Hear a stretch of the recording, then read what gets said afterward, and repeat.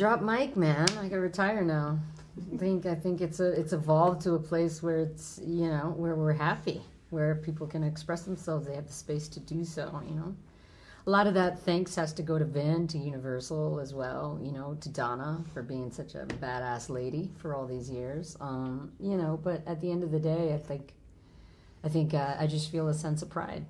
Just knowing, where it all came from within the franchise to now. I think it's night and day. We're both feeling really lucky that we got invited to the party, but to witness her sitting here today and talking about 23 years, I mean, there's just no other movie that can do that, and that's such an accomplishment, and you really do represent such a big part of that film, and it says a lot.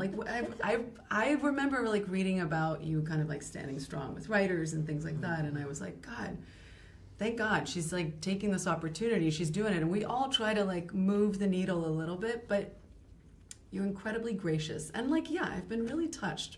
When you say it's inviting an audience to walk into the sunset, I was like, ah, it's so good. It is. It's true, man. It's been a long journey. You have no idea how proud we are to have talented true thespians at our side.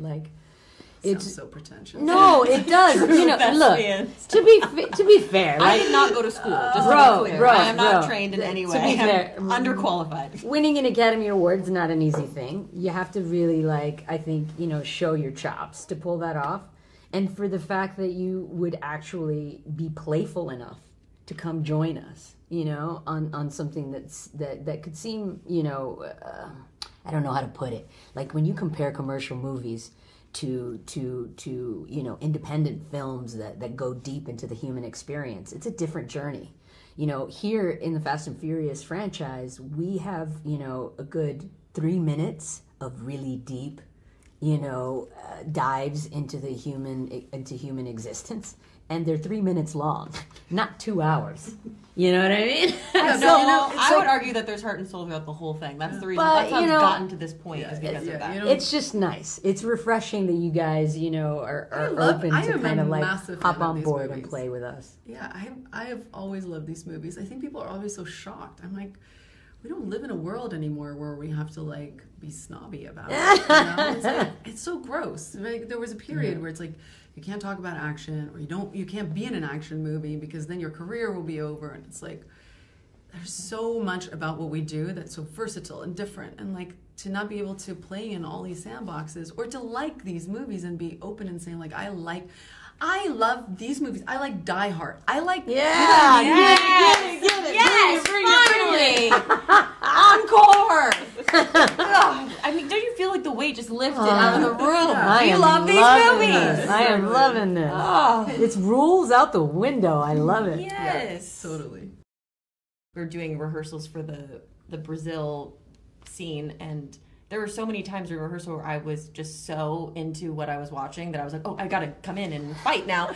Because I just was like, oh, I don't know. It's very rare to have grown up with something, to have loved something, and to have observed it on a screen, and then to be inside of it is a very surreal experience. And I couldn't create room in my mind to have self-doubt, because then I think I would have not done my best. So I had to just be like, I was invited, I'm going to show up, I'm going to do my part, and it was so much fun. So much fun. The things that women do in the action movies, it's I saw a girl the other day, who's the wife of my buddy Theron, who trains, and, she can do a pirouette. That ballet move where they go on their tippy toes and they can turn around. She was shooting her weapon and hitting targets as she's pirouetting. And I'm like, wow, girls rock. I mean, they just do. And that's just I just can't wait to see, what women show of themselves in the future, because it's just so bright.